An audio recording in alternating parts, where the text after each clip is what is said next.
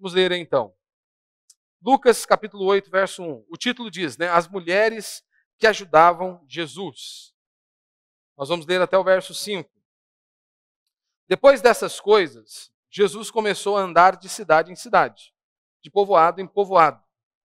Fazendo o quê? Fofoca? Perdendo tempo? Jogando conversa fora? Não. Pregando e anunciando o evangelho do reino de Deus. Esta era a missão. Depois dessas coisas, Jesus começou a andar de cidade em cidade, de povoado em povoado, pregando e anunciando o evangelho do reino de Deus. E aí, ele estava sozinho? Não. E os 12 o acompanhavam. Como esse ministério permanecia de pé? Falo financeiramente, E algumas mulheres que haviam sido curadas de espíritos malignos e de doenças também iam com ele. Maria, chamada Madalena, da qual haviam saído 7 demônios. Joana, mulher de Cusa, administrador de Herodes. Susana e muitas outras que os serviam com os seus bens. Como que elas serviam? Apenas com oração? Fica tranquilo que nós não somos aqui da teologia da prosperidade. Nós não vamos pedir o seu dinheiro, a sua casa, os seus bens. Fique em paz. Mas o texto diz aqui que essas mulheres serviam o Senhor, obviamente, com certeza, não há dúvida, sempre o ministério é regado à oração. Mas essas mulheres, Jesus está dizendo aqui, Lucas está relatando, que essas mulheres davam suporte a esse ministério. Não apenas os discípulos o ajudavam, mas essas mulheres também o serviam com seus bens. Ou seja, davam suporte para que a obra de Deus, para que o reino do Senhor fosse anunciado. Verso 4. Certa vez aglomerou-se uma grande multidão e gente de todas as cidades veio ao seu encontro. E Jesus disse por meio de parábola. O semeador saiu a semear a sua semente. Enquanto semeava, parte da semente caiu à beira do caminho. Foi pisada e as aves do céu a comeram. E aí, se Deus permitir, semana que vem nós vamos falar diretamente sobre esta parábola. Mas Jesus vai fazer a aplicação, vai dar diversos cenários e mostrar ali o que ocorreu. Então é claro que eu creio no que a Escritura diz. A Escritura diz que o meu coração e o seu coração é corrupto e desesperadamente enganoso. Quem o conhecerá? É comum hoje os crentes eles dizerem o seguinte, olha, eu estou seguindo o meu coração. Eu vou seguir o meu coração. Isso é a maior loucura possível que você pode dizer. Haja visto que a Bíblia diz que o nosso coração é corrupto e desesperadamente enganoso, quem o conhecerá? O meu coração é assim, o seu coração é desta maneira. O nosso coração constantemente ele nos quer pregar peças. Ele nos quer golpear, nos dar golpes constantemente. Ele é traiçoeiro. O meu coração é enganador, o seu coração é enganador. E é claro que ninguém é mais enganado por esse coração do que nós mesmos. Nós somos os maiores, aqueles que mais sofrem com esse coração enganador que é o nosso coração. O nosso coração ele é mais sinuoso. O meu coração é mais sinuoso do que as curvas de uma mulher adúltera. O nosso coração é assim. E é claro que Jesus vai mostrar que a palavra de Deus ele está sendo semeada. A palavra, o evangelho está sendo semeado. E muitos não podem ouvir, muitos não conseguem ouvir, justamente por conta dos seus pecados, por conta de um coração totalmente perdido. Só que antes de falar da pregação do evangelho, Jesus ele fala de tudo aquilo que lhe deu suporte para pregar o evangelho, para levar a mensagem, para percorrer os caminhos levando a palavra de Deus. E Lucas nos relata aqui que pelo menos 3 coisas, 3 pontos aqui. Os discípulos deram suporte a Cristo, ou seja, ele não estava sozinho, haviam pessoas com ele, os discípulos estavam acompanhando, nós vemos que mulheres estavam envolvidas na obra do Senhor, de maneira ativa na obra de Deus, na igreja. E é claro que nós não defendemos, em hipótese alguma, o pastorado feminino. Você não tem nenhuma base bíblica para dizer isso. Mas ela está ganhando almas. Mas e se Deus? Deus disse que é para ela fazer isso? Não, Deus não disse. Se Deus não disse, não é para fazer. Ponto final. Por isso que não temos dança, por isso que nós não temos teatro na hora do culto, porque Deus já revelou a maneira do culto que lhe agrada. Ele instituiu. Lembre-se, o culto não é meu. O culto não é para você. Por isso que é estranho quando as pessoas dizem, eu não me senti bem hoje. Eu não gostei do louvor. Mas quem disse que o louvor é para você? Quem disse que as canções são para nós? Quando você saiu da sua casa, você deveria pensar, eu estou indo cultuar a Deus. Então eu vou prestar culto a Deus. É Ele que vai ser adorado. As canções devem ser entoadas para Ele e todo o nosso ser para Ele.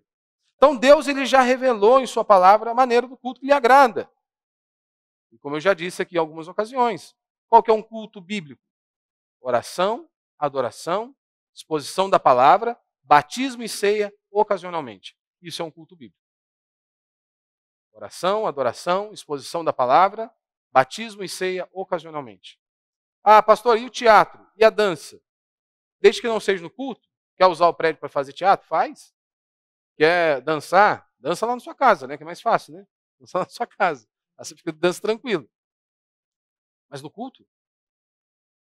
As pessoas acham que cabe em tudo, nem não cabe.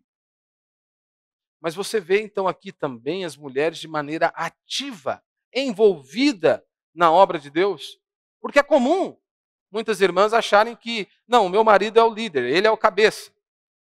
E constantemente eu digo isso. Que o homem deveria ser o primeiro a dobrar os seus joelhos e a buscar a Deus. O homem deveria ser o primeiro a abrir as Escrituras e ler a palavra do Senhor. Mas quando eu digo isso, minha irmã, em hipótese alguma, eu estou dizendo que você não deve se envolver com a obra de Deus, ou que não há nenhuma responsabilidade sobre os seus ombros. Pelo contrário. Quando nós vamos para a Escritura, nós vemos mulheres piedosas, tementes ao Senhor, mulheres que oravam, mulheres que buscavam a Deus e que serviam de instrumentos nas mãos do Senhor para abençoar outras pessoas. Então você, em hipótese alguma, deve achar que você não pode se envolver, ou você não deve se envolver, ou que você não precisa ler a Escritura, que você não precisa orar. Você tem que fazer isso. E é claro que para você ajudar os outros, você tem que estar alimentado. Você precisa estar alimentado. Você precisa ler a Escritura, orar, dobrar os seus joelhos e buscar ao Senhor. E aqui nós vemos que essas mulheres, elas estavam ali envolvidas. E não apenas com orações, diz o texto, que elas serviam o Senhor com seus bens. Então o que deu suporte a este ministério, os discípulos, essas mulheres, e o dinheiro, que elas estavam ali ajudando, né, naquela obra missionária. Então dentro disso eu quero falar apenas 3 princípios de maneira bem breve. Primeiro, Jesus não andava sozinho.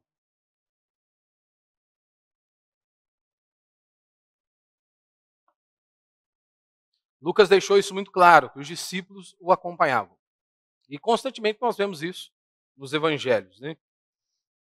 E por que é tão importante falar sobre isso? Hoje nós vivemos numa sociedade em que as pessoas acham bonito, né? Ser individualista, né? Nós queremos viver de maneira individual.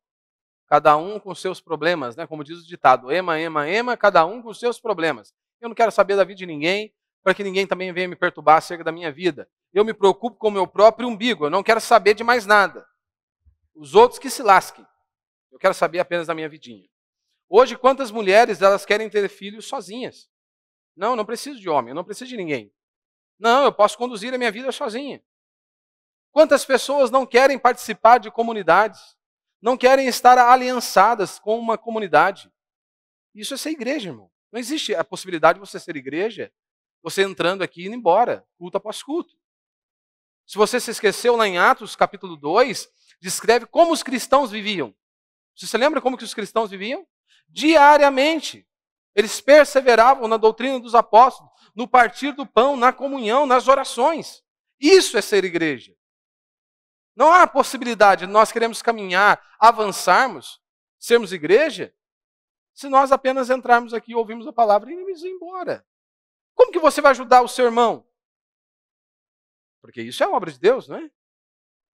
Nós estamos aqui para juntos avançarmos, para um servir de refrigério ao outro, ajudando uns aos outros. Você se lembra quando Paulo diz, fulano é lenitivo para mim, é acalmante. O apóstolo Paulo. Ele olha para o irmão e diz, esse irmão é uma bênção de Deus. Mas ele é uma bênção de Deus tão grande, quando eu olho para ele, me é como um refrigério, como um renovo.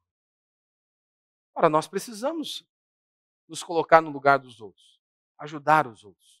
Mas muitos deles não querem participar de comunidades. Eles não querem se envolver. Eles não querem se doar. Não, eu preciso apenas cuidar da minha vida, da minha família. Há um livro chamado A Revolta de Atlas, não sei se você já leu, mas a autora, ela defende ali o individualismo. E ela vai ter um motivo sólido para defender, né, pelo menos na ideia dela, na cabeça dela, ela tem um motivo sólido para defender o individualismo.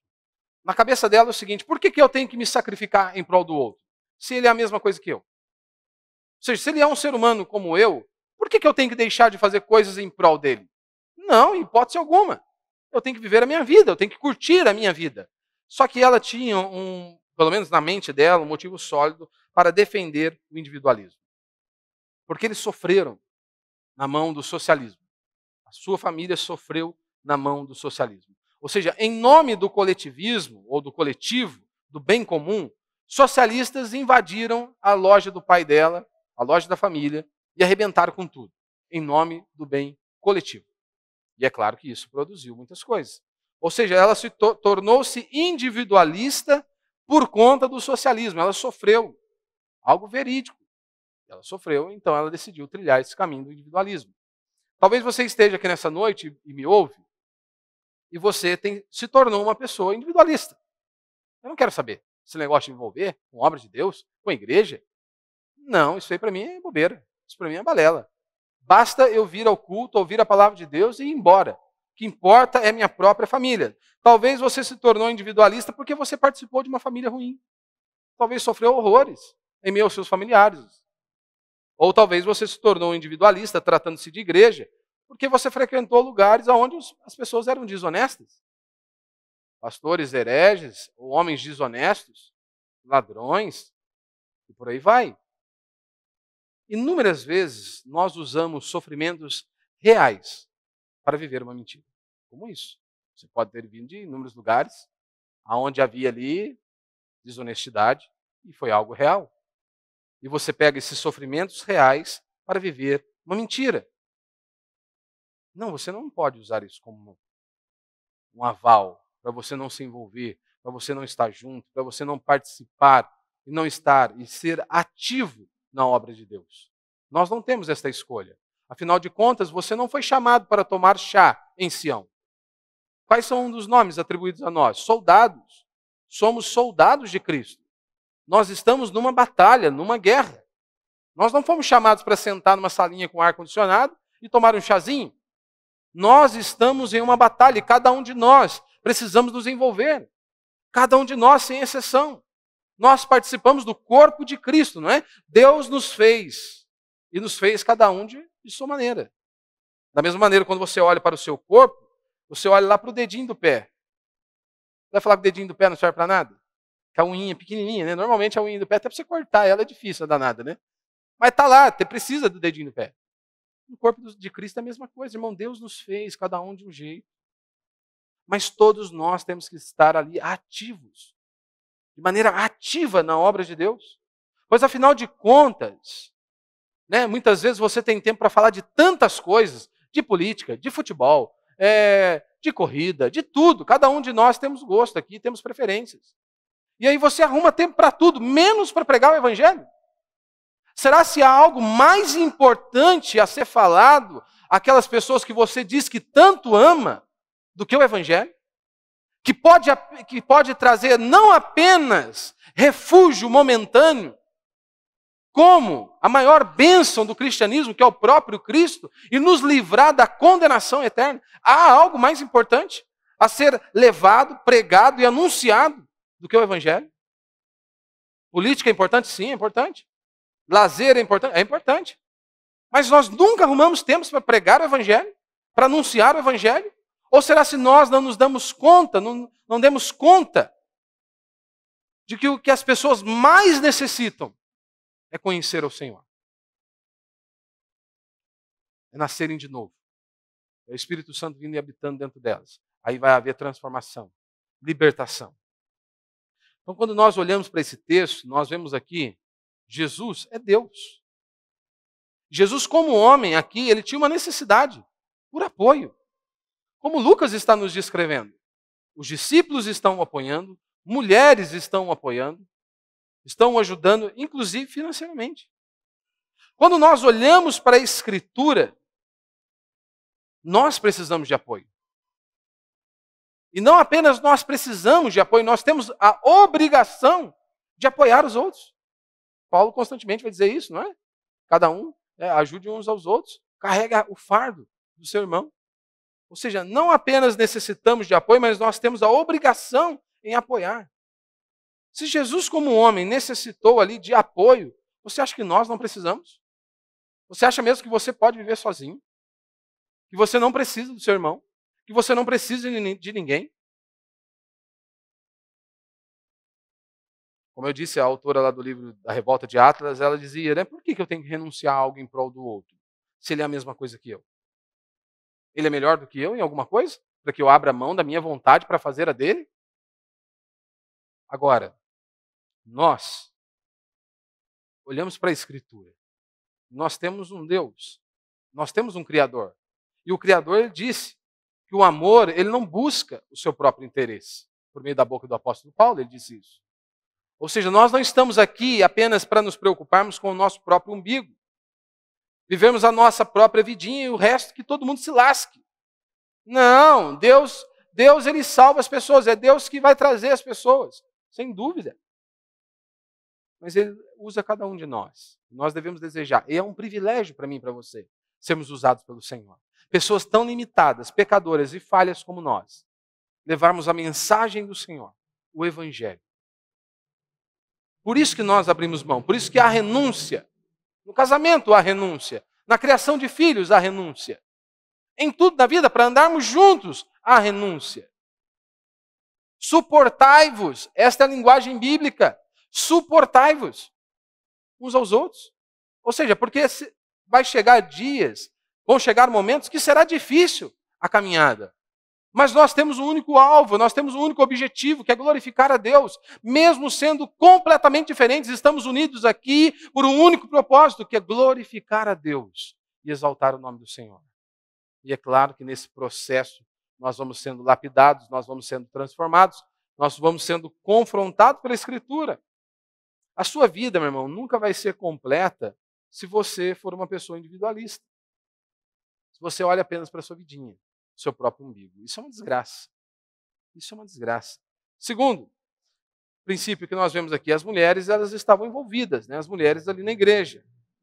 E não apenas estavam envolvidas, né, como diz aí o verso 2 e o verso 3, e algumas mulheres que haviam sido curadas de espíritos malignos e de doenças também iam com ele. Maria, chamada Madalena, da qual haviam saído 7 demônios, Joana, mulher de Cusa, administrador de Herodes, Susana e muitas outras que o serviam com seus bens. Elas não apenas estavam envolvidas na obra, como elas foram fundamentais para o avanço desta obra, para o progresso desta obra.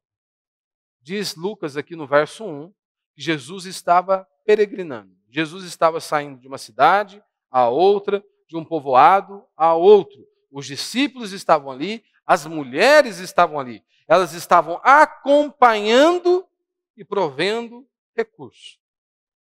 Ou seja, elas foram fundamentais. Se você se lembra, na ressurreição de nosso Senhor Jesus Cristo, quem foram os primeiros a ver Cristo? Quais foram as primeiras testemunhas? Foram as mulheres. Elas testemunharam, ele estava morto na sexta e ressurgiu no domingo. Elas testemunharam a ressurreição. Nós vemos nas Escrituras mulheres liderando outras mulheres. Não vê o que você vê hoje, né, na maior parte das igrejas evangélicas, uma mulher liderando a igreja. Você não vê isso nas Escrituras. Uma mulher liderando homens e mulheres juntos. Não. Você vê mulheres liderando outras mulheres. Você vê mulheres ajudando outras mulheres. Orientando, como nós vemos lá em Tito.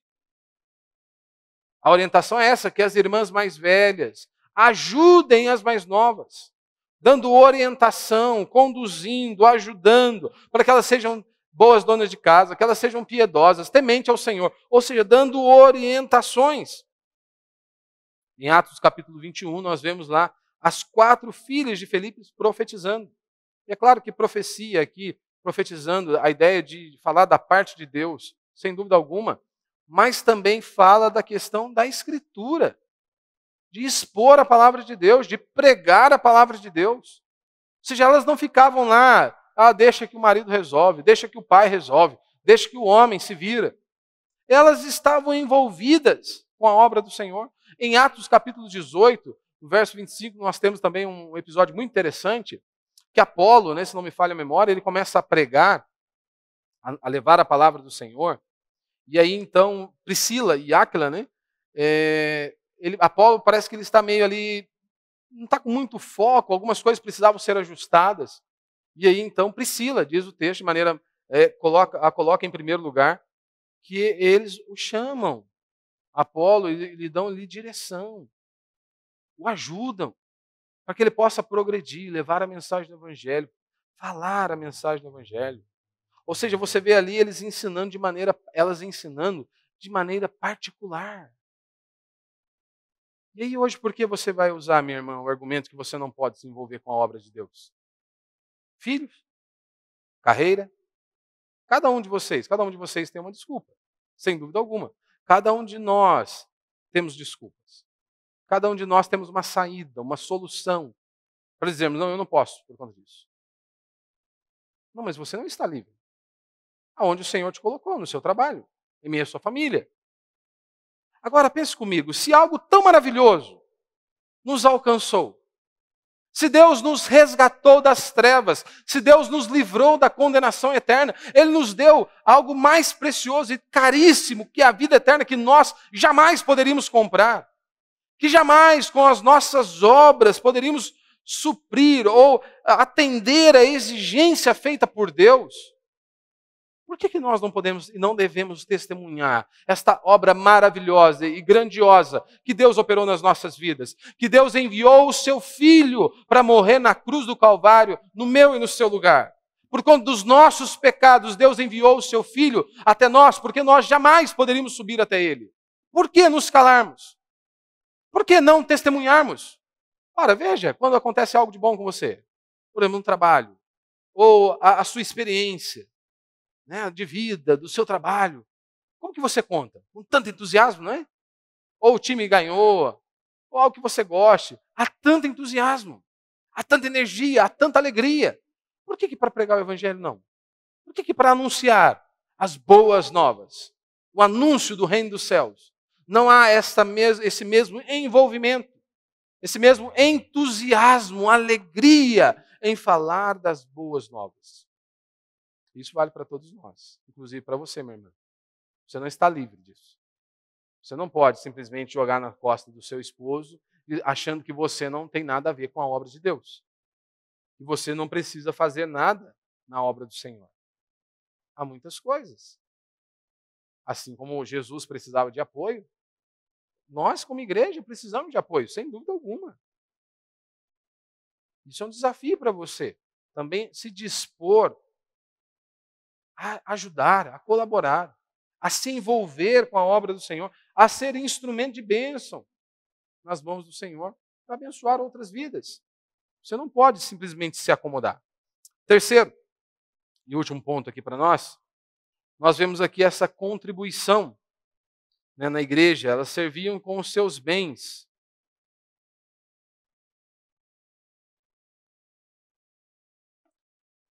É comum nós ouvirmos a expressão, né? Jesus não precisa de dinheiro. É verdade, ele é o dono de todo ouro e toda prata. Mas hoje, para se manter uma obra, é óbvio que precisa de dinheiro. E aqui, o texto nos parece que nos deixa muito claro que ele também precisava, como homem precisava. Mas Jesus ele não podia fazer um milagre de brotar dinheiro do chão e sustentar a sua obra? É claro que ele poderia fazer. Sem dúvida alguma, ele poderia fazer qualquer milagre e sustentar a obra da pregação de qualquer outro jeito. Mas ele fez um milagre ainda maior. Quando ele usa, né, recebe essas ofertas, ele faz um outro milagre. Que é o milagre de destruir a nossa ganância, a nossa avareza. Às vezes você não se dobra diante de Buda, Alá, Maomé, você não se dobra diante de Maria, mas talvez você se dobre diante do dinheiro. O dinheiro se tornou um Deus para você. Jamais posso contribuir, jamais posso ofertar. Se você nos acompanha aqui há algum tempo, você viu que nós falamos bem pouco sobre isso. Há lugares que, desde a hora que você chega até na hora de ir embora, só se fala de dinheiro. Temos momento de dízimo e oferta, na maioria das vezes, entre os louvores. Porque nós não acreditamos? Não acreditamos. Mas buscamos falar na mesma proporção que a Escritura fala. Por isso, constantemente falamos sobre pecado. Confrontamos pecado, porque é isso que nós vemos nas Escrituras, de maneira bem forte. Falamos sobre vestimenta? Falamos, mas na mesma proporção que as Escrituras falam. Por isso que buscamos expor livros completos, cartas completas, porque toda a palavra de Deus é divinamente inspirada. Então eu e você, nós precisamos de toda a Escritura. E inclusive isso, a obra do Senhor necessita de pessoas assim, que ajudem, que contribuam. Agora, se você está num lugar onde não há nenhuma transparência, que há evidências que o pastor é safado, que o pastor é ladrão, ora, você deve sair daquele lugar. Você não pode ficar num lugar desse. Você deve juntar sua família e ir embora. Agora, se há transparência, se há ali um comprometimento em um anúncio da palavra de Deus, por que também não contribuir? Por que não poder ajudar? Por que não poder se envolver? Veja aí fora, ímpios, homens, bancam ideologias, projetos. Você acha mesmo que a obra de Deus não há necessidade de pessoas que contribuam, que ajudem, que se envolvam? Há necessidade. Quantos homens financiam aí campanhas do aborto, ou defendendo ideologias como o socialismo, comunismo, e muitas outras pragas? Ou seja, as pessoas injetam dinheiro, literalmente. Você acha mesmo que a obra de Deus não há essa necessidade? Há necessidade. Nós precisamos, sem dúvida alguma.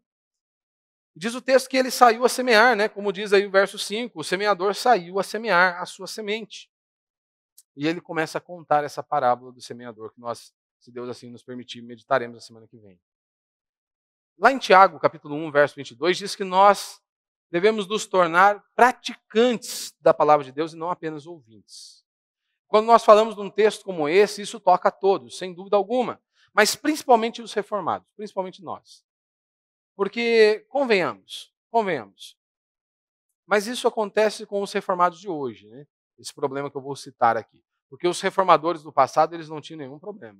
Não tinham nenhum problema em evangelizar, não tinham nenhum problema em orar, não tinham nenhum problema em clamar a Deus. Só os reformados hoje modernos que eles estão com esse problema.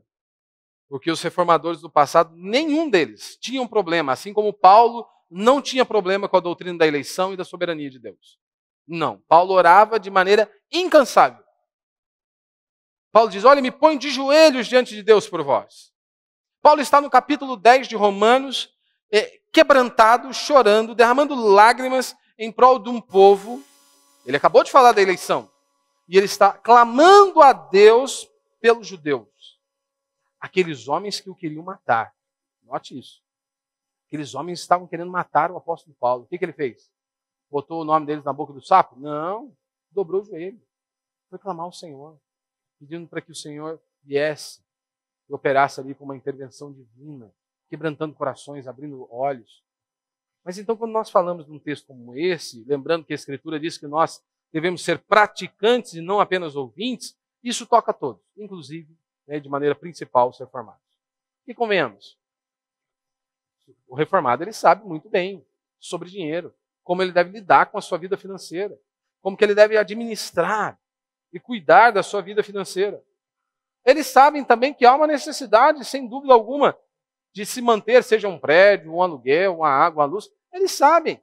Mas a pergunta é, mesmo sabendo, quantos contribuem?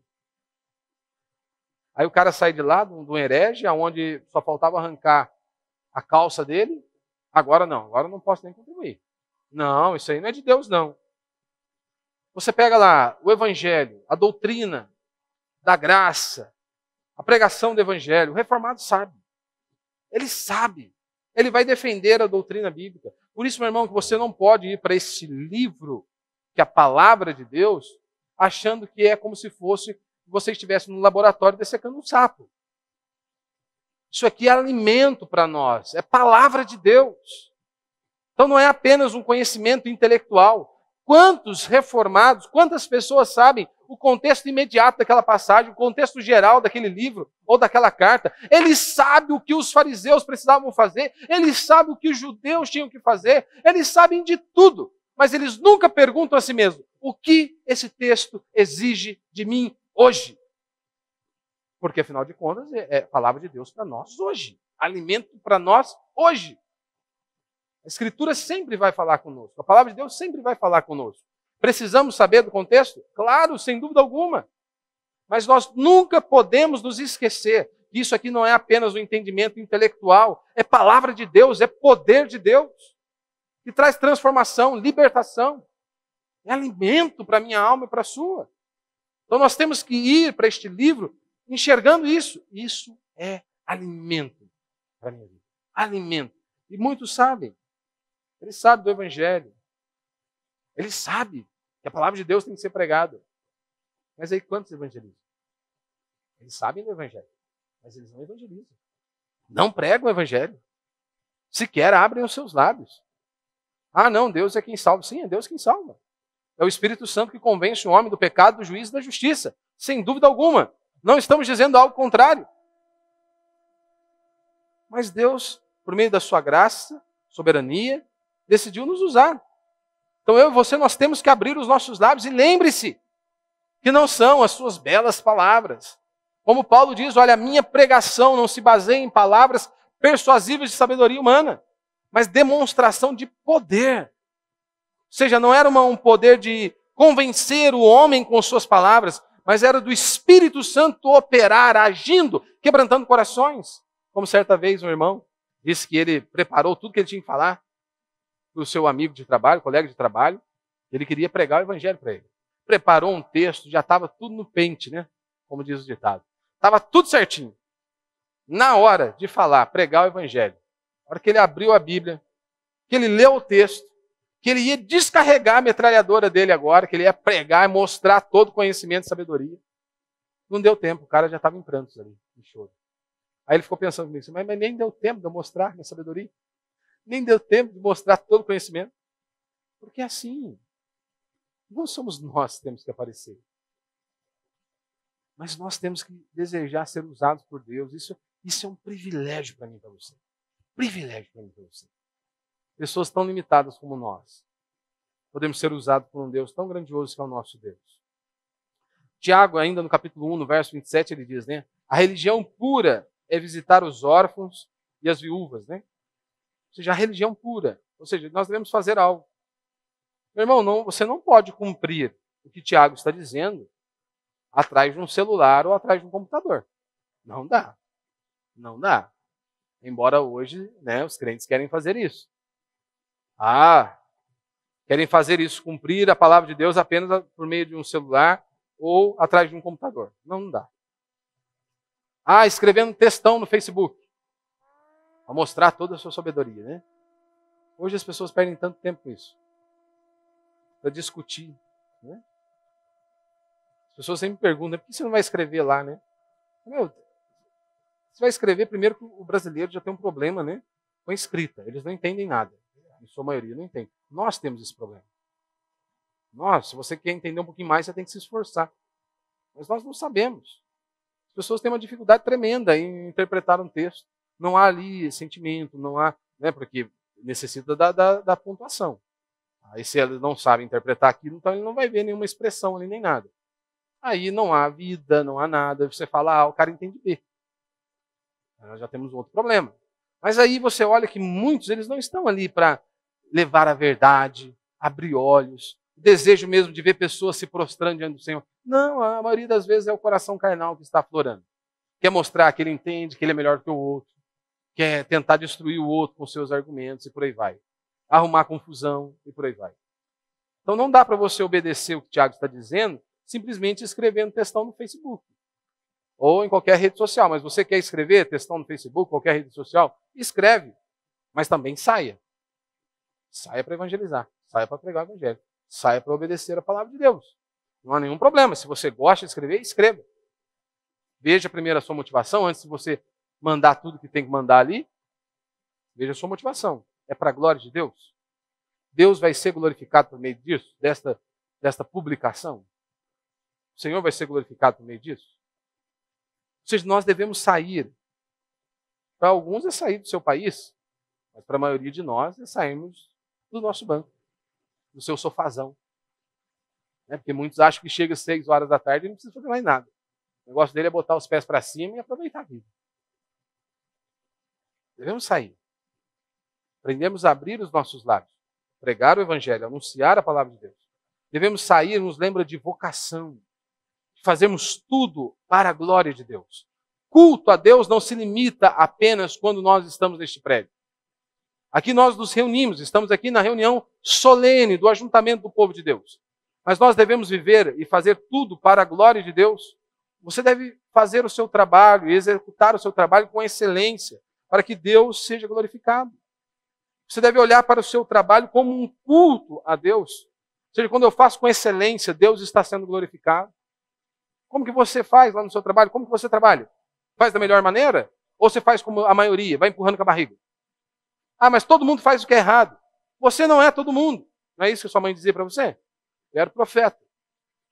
Essa é a verdade, nós não somos como todo mundo. Não interessa se a maioria está fazendo o que é errado. Nós fomos chamados para andarmos de maneira digna, reta e justa, num mundo caído e podre como sempre foi. Ou você se esqueceu dos servos de Deus aqui, que viviam no mundo podre, imoral, totalmente perdido. E eles foram chamados para andar de maneira reta, íntegra, temente a Deus neste mundo. O mesmo vale para mim e para você. Não interessa se a maioria faz o que é errado. Não interessa se a maioria mente. Não interessa se a maioria rouba. Não interessa se a maioria fica morcegando. Você tem que fazer o que é correto. Porque Deus será glorificado. Ou seja, fazer por vocação. Ele não, eu fui vocacionado e eu sei que isso aqui vai glorificar a Deus. Não interessa se a maioria faz diferente. Há igrejas que eles querem inovar tanto, né? Uma vez eu ouvi que uma igreja ela queria abrir uma cafeteria. A igreja queria abrir uma cafeteria para poder evangelizar, usar a cafeteria para poder evangelizar. Não é dose não, não é fácil não. A igreja ela não deve abrir uma empresa para evangelizar. A igreja ela deve ensinar, deve preparar os empresários para evangelizar. É isso que a igreja tem que fazer. A igreja ela tem que ensinar, preparar para que as pessoas evangelizem. Preguem o evangelho, levem o evangelho. Semente é o evangelho. Há um conceito católico que diz, pregue, se necessário, use palavras. Caminhando aqui para o fim. Esse conceito católico, quando me falhou agora, não lembro o nome do rapaz, ele dizia isso, pregue, se necessário, use palavras. O que ele está dizendo, basicamente, é o seguinte, a sua vida tem que ser esse testemunho. Está errado? Não.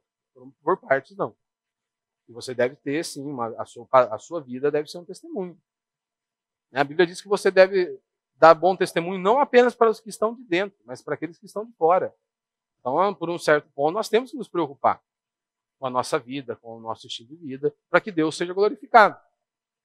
Só que o nosso testemunho jamais vai anular o anúncio do Evangelho. Jamais. É o Evangelho que liberta, é o Evangelho que traz transformação, é o Evangelho que salva, não é a sua vida que salva. Por isso que o Evangelho tem que ser pregado. A palavra de Deus tem que ser anunciada. Semear o Evangelho, você precisa anunciar. Existe um Criador. Existe o Criador dos céus e da terra. Não interessa, a maioria está dizendo que isso é uma balela, mas existe um Criador. O anúncio do Evangelho vai trazer esta verdade. Existe um Criador dos céus e da terra. E no princípio, Deus criou todas as coisas. O Evangelho anuncia que o homem caiu, que Deus o criou, que Deus o formou e o colocou no paraíso, e ele conseguiu arruinar tudo. O homem caiu, e então agora ele está debaixo da ira de Deus. Adão, como nosso representante, trouxe então esse peso sobre as nossas vidas. Agora, a ira de Deus está sobre a vida de todos os homens. Nós estávamos em Adão, não é isso que a Escritura diz? Por isso que Paulo ele foca constantemente em dizer, estamos em Cristo, em Cristo, em Cristo. Ou seja, Ele é o nosso representante hoje. Não estamos mais em Adão. Estamos em Cristo. O Evangelho anuncia isso, o homem caiu. Ele pecou, ele transgrediu a lei de Deus. E por conta desta transgressão, a ira de Deus permanece sobre ele. Ou seja, se não houver arrependimento, se não houver confissão de pecado, se não houver busca a Cristo Jesus, ele estará debaixo de condenação. O Evangelho anuncia que o homem caiu. E o Evangelho termina com a boa notícia, o anúncio da graça de Deus, que este homem que caiu, que merecia a condenação eterna, a morte e o inferno, mas que assim, não importa o quão profundo ou quão fundo ele tenha ido em seus pecados, que há uma saída, que só em Jesus ele pode ser redimido, que só em Cristo Jesus há sentido, significado e propósito para a existência humana. E, em resumo, é o Evangelho. É anunciarmos o Evangelho. É anunciarmos a lei de Deus. E anunciarmos a situação e a condição do homem sem Deus. Não é isso que Paulo faz? Em Romanos, capítulo 6, capítulo 7. Miserável homem que sou. É isso que acontece quando a lei de Deus é pregada. Ela nos faz enxergar a nossa podridão, o nosso pecado. E aí, então, o anúncio da boa notícia. Que há sim saída. Que há sim o único caminho de redenção, o único meio do homem ser redimido não é pelo seu dinheiro. Não é pelos seus feitos, suas obras, ou qualquer outra coisa. Não é por meio de Maria, Buda, Alá ou qualquer outra coisa. Não, é somente por meio de Cristo, da pessoa e da obra de Cristo Jesus. Como o próprio Cristo foi categórico a dizer: eu sou o caminho, a verdade e a vida. Ninguém vem ao Pai a não ser por mim. Mas a pergunta que surge é: por que eles não saem para pregar? Por que muitos não saem para levar o Evangelho e pregar o Evangelho? Primeiro, porque muitos não são crentes mesmo. Né? Essa é a verdade. Muitos não são crentes. No carnaval aí você viu, né? Bastante gente, né? Como é que o cara tem a ousadia de dizer que vai evangelizar no carnaval, né? Pô, é brincadeira, né? Eu leio um negócio desse, eu rio, porque, puxa, tanta desculpa para ele dar, né? Era mais fácil ele falar: não, eu sou um safado, eu quero curtir mesmo o carnaval, eu vou lá. Mas eles não têm ousadia, né?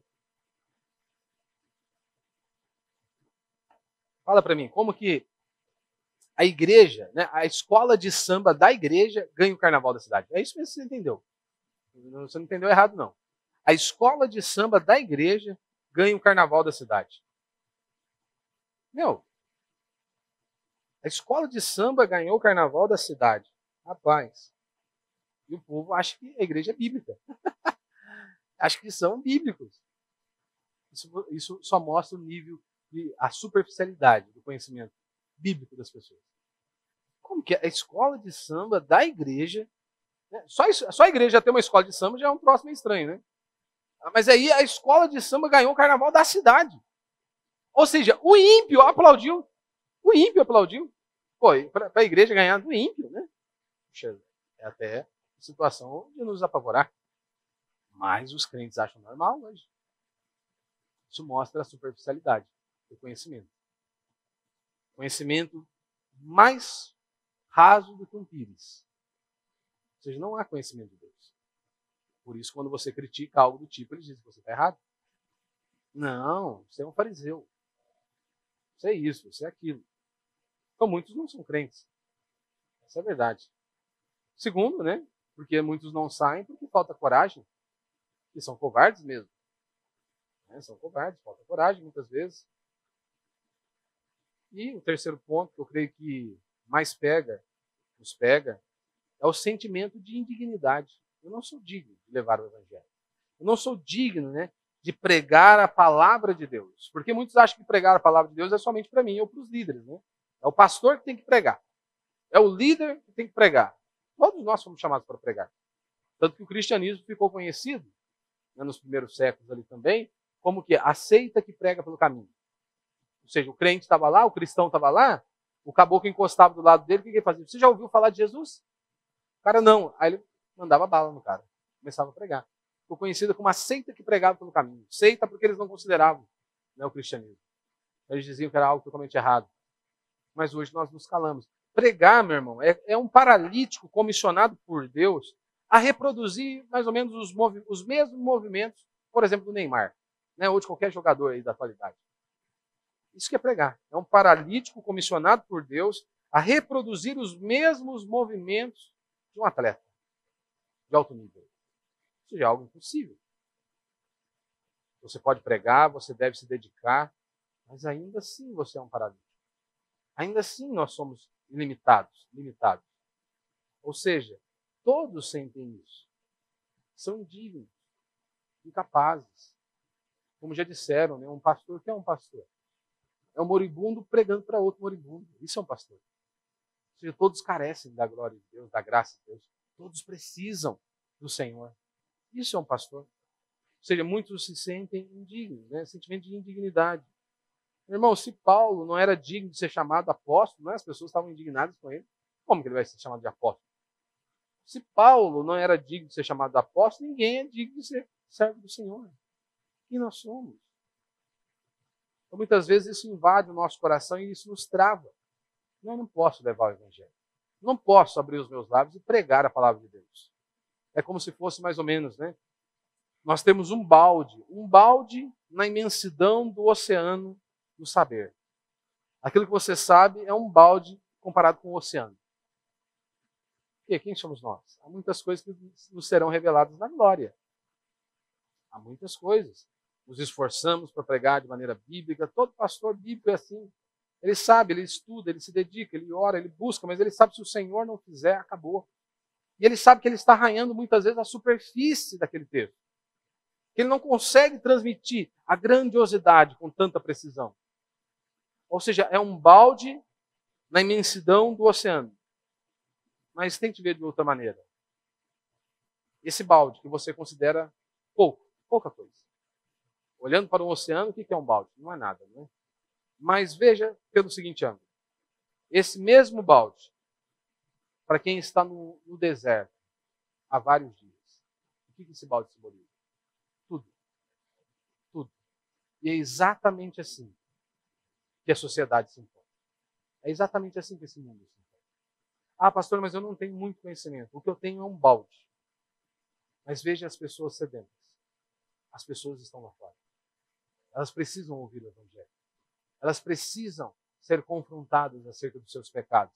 Elas precisam ouvir falar de Cristo Jesus, o Rei dos Reis, o Senhor dos Senhores, aquele que pode trazer não apenas um refrigério momentâneo, mas libertação, transformação e reconciliação com Deus Pai. Ou seja, livrando da condenação eterna. Então não se esqueça, quando você olhar e achar, o que eu tenho é só um balde. Mas você está diante de inúmeras pessoas que estão no deserto há dias. Então esse balde, que para você pode ser pouco, para eles é tudo. Tudo que eles precisam. E se nós amamos as pessoas de verdade, como nós dizemos, nós temos que anunciar o evangelho. Nós temos que pregar a palavra. E não é algo opcional para nós. É uma ordem. Ide por todo mundo, pregar o evangelho. Nós temos que anunciar. E é um privilégio para mim e para você. Podemos ser instrumentos na vida de Deus. Amém? Deus nos dê graça, nos capacite a cada dia.